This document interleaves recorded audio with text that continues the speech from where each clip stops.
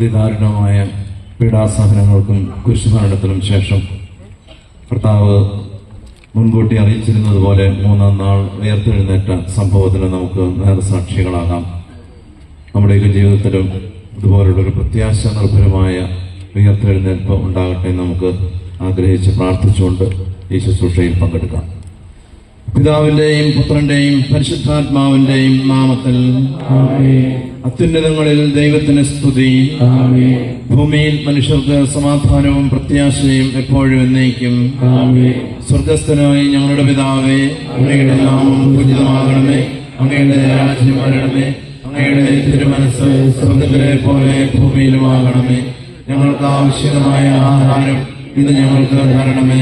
ഞങ്ങളുടെ കടക്കാരോട് ഞങ്ങൾ ക്ഷമിച്ചതുപോലെ ഞങ്ങളുടെ കടങ്ങളും പാപങ്ങളും ഞങ്ങളോടും ക്ഷമിക്കണമേ. ഞങ്ങൾ പ്രലോഭനത്തിൽ വീഴാൻ ഇടയാകരുതേ, ദുഷ്ടാരൂപിയിൽ നിന്ന് ഞങ്ങളെ രക്ഷിക്കണമേ. എന്തുകൊണ്ടെന്നാൽ രാജ്യവും ശക്തിയും മഹത്വവും എന്നേക്കും അങ്ങയുടേതാകുന്നു. ആമേൻ. പ്രാർത്ഥിക്കാം, നമുക്ക് സമാധാനം. കണ്ണുനീർ വാർത്തുകൊണ്ട് കല്ലറയിലെത്തിയ ഭക്തസ്ത്രീകളെ ആശ്വസിപ്പിച്ച കർത്താവെ, അഗ്രാഹ്യമായ അങ്ങയുടെ മഹത്വത്താൽ ഞങ്ങളുടെ ഹൃദയങ്ങളെ ഉജ്ജ്വലിപ്പിക്കണമേ. വ്യർത്ഥകാര്യങ്ങളിൽ പതറിപ്പോയിരിക്കുന്ന ഞങ്ങളുടെ ചിന്തകളെ നിയന്ത്രിക്കണമേ. ദുരാശയുടെ നേർച്ചുഴിയിൽ കുരുങ്ങിക്കിടക്കുന്ന ഞങ്ങളെ ഉദ്ധരിക്കണമേ. പിതാവും പുത്രനും പരിശുദ്ധാത്മാവുമായ സർവേശ്വര എന്നേക്കും. കർത്താവിനെ ഞാൻ സ്തുതിക്കുന്നു, അവിടുന്ന് മഹോന്നതനാണല്ലോ. കുതിരകളെയും കുതിരക്കാരന്മാരെയും അവിടുന്ന് കടലിൽ താഴ്ത്തി. കർത്താവ് എന്റെ അഭിമാനവും ബലവുമാകുന്നു, അവിടുന്ന് എന്നെ രക്ഷിച്ചിരിക്കുന്നു. ഫറവോന്റെ രഥങ്ങളെയും സൈന്യങ്ങളെയും അവിടുന്ന് കടലിൽ താഴ്ത്തി. ജലം അവരെ മൂടിക്കളഞ്ഞു, കല്ലുപോലെ അവർ ആഴത്തിലേക്ക് താണു. അങ്ങയുടെ വലതുകരം ശക്തിയുള്ളതാകുന്നു, ശത്രുക്കളെയെല്ലാം അത് സംഹരിച്ചു. അങ്ങ് വീണ്ടെടുത്ത ജനങ്ങൾക്ക് അങ്ങ് തന്നെ നായകനായി. അങ്ങയുടെ പരിശുദ്ധ ഭവനത്തിലേക്ക് അവരെ ആനയിക്കുകയും ചെയ്തു. പിതാവിനും പുത്രനും പരിശുദ്ധാത്മാവിനും സ്തുതി, ആദ്യം മുതൽ എന്നേക്കും. ആമേൻ. Hallelujah, hallelujah, hallelujah. പ്രാർത്ഥിക്കാം, നമുക്ക് സമാധാനം. ലോകത്തിന്റെ പാപങ്ങൾക്ക് പരിഹാരം നേടിയവനും ആദത്തിന്റെ അപരാധം അനുഗ്രഹമായി പകർത്തിയനുമായ കർത്താവെ, അങ്ങയുടെ ഉത്ഥാനത്താൽ ഞങ്ങളുടെ ജീവിതത്തെ നവീകരിക്കുകയും അങ്ങയുടെ മഹത്വത്തിൽ ഞങ്ങളെ പങ്കാളികളാക്കുകയും ചെയ്യണമേ. സകലത്തിന്റെയും നാഥ എന്നേക്കും. ആമേൻ. ഞാൻ ലോകത്തിന്റെ പ്രകാശമാകുന്നു, എന്നെ അനുഗമിക്കുന്നവന് അന്ധകാരത്തിൽ നടക്കുന്നില്ല എന്നല്ല ചെയ്ത കർത്താവെ, അങ്ങയുടെ ജ്ഞാനത്താൽ ഞങ്ങളെ പ്രകാശിപ്പിക്കുകയും അങ്ങയുടെ സത്യത്താൽ ഞങ്ങളെ പൗത്രീകരിക്കുകയും ചെയ്യണമേ. സത്യമായ പ്രകാശം ഞങ്ങളെ നയിക്കുമാറാകട്ടെ, നിത്യമായ വെളിച്ചം ഞങ്ങളെ പ്രകാശിപ്പിക്കുമാറാകട്ടെ. സകലത്തിന്റെയും നാഥ എന്നേക്കും. ആമേൻ.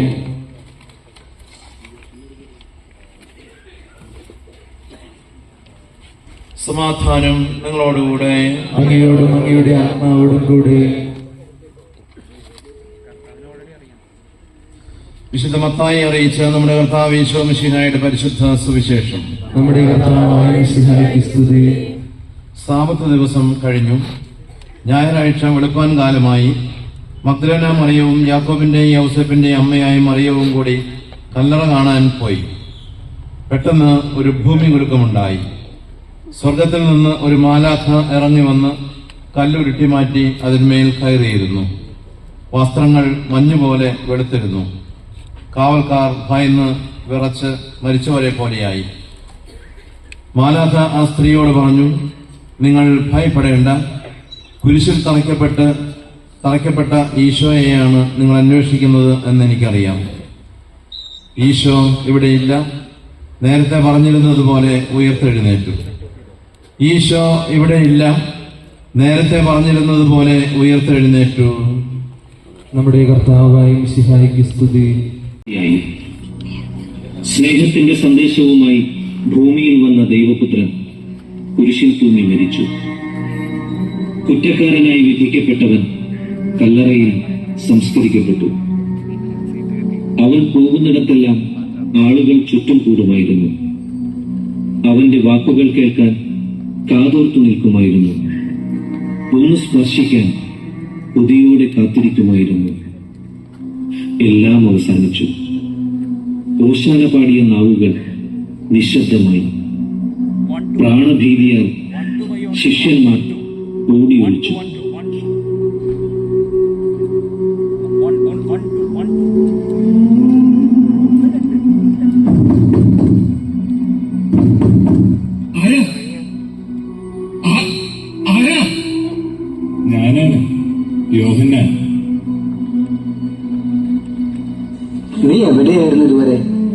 ദുഷ്ടന്മാർ നിന്നെയും ഉപദ്രവിച്ച് കാണുമെന്ന് ഞങ്ങൾ ഭയപ്പെട്ടു.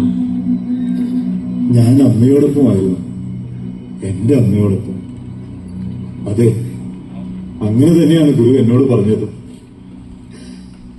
ഇതാ നിന്റെ അമ്മ എന്ന്. അസ്ഥികൾ നുറുങ്ങി, ഞരമ്പുകൾ വലിഞ്ഞ്, ദേഹമാസകലം മുറിഞ്ഞ്, ചോര വാർന്ന് ആ കുരിശിൽ കിടന്നുകൊണ്ട് എന്നോട് അവസാനമായി പറഞ്ഞത് ഇതാ നിന്റെ അമ്മ എന്ന്.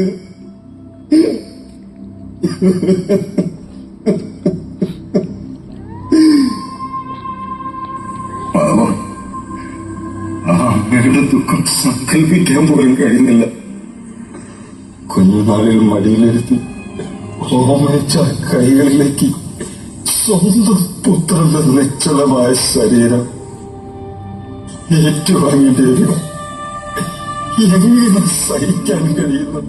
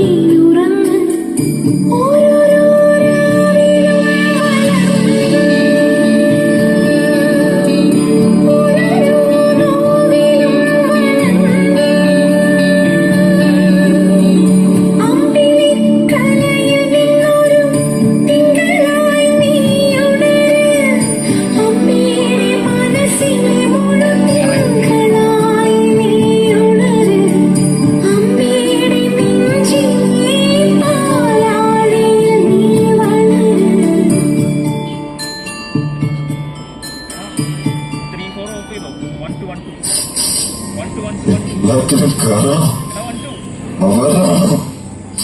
കുറെ കള്ള പ്രമാണിമാര്. കൂടെ നടന്നവരും കളം മാറിയല്ലോ. ഓശാനപാടി എഴുന്നള്ളിച്ചവർ തന്നെ അലറി വിളിച്ചത് കേട്ടില്ലേ? അവനെ ക്രൂശിക്കണമെന്ന്. അവർക്ക് ബറാബാസിനെ മതിയത്രേ. എന്താണ് ഇങ്ങനെ? ഈ ലോകത്തിൽ നന്മ ചെയ്യുന്നവർക്ക് ജീവിക്കാൻ കഴിയില്ലെന്നാണോ? ഞാനാണ് പാപി. ജീവന്റെ ജീവനായ നാഥനെ ഞാൻ തള്ളിപ്പറഞ്ഞു, അതും 3 പ്രാവശ്യം.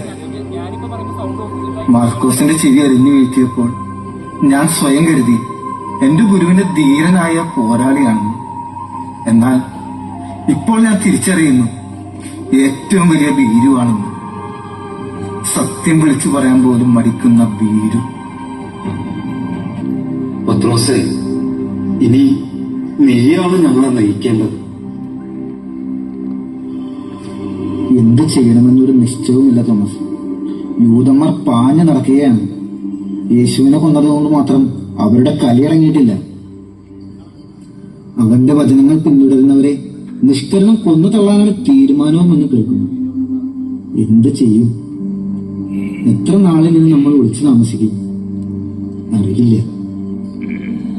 യേശു എന്ന വെളിച്ചമണഞ്ഞു.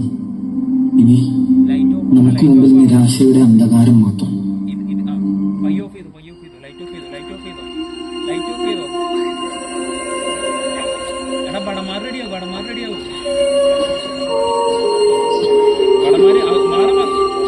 മനുഷ്യന്റെ പ്രതീക്ഷകൾ അവസാനിക്കുന്നിടത്ത് വച്ച് ദൈവത്തിന്റെ പദ്ധതികൾ ആരംഭിക്കുന്നു. ഇരുട്ടിന്റെ സന്തതികൾ അരങ്ങുവാഴുന്ന ഈ ലോകത്തിലേക്ക് പ്രത്യാശയുടെ കുങ്കിരണമായി അവൻ വീണ്ടും വരുന്നു.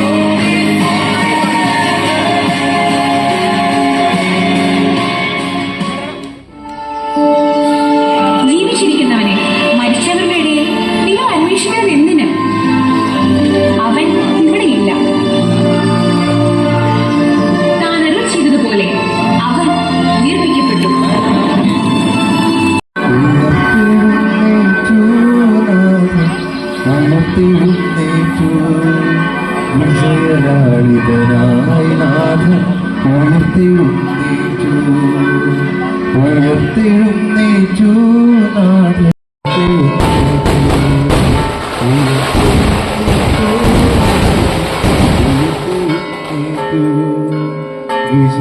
വിജയലാളിതനായി നാഥൻ ഉയർത്തെഴുന്നേറ്റു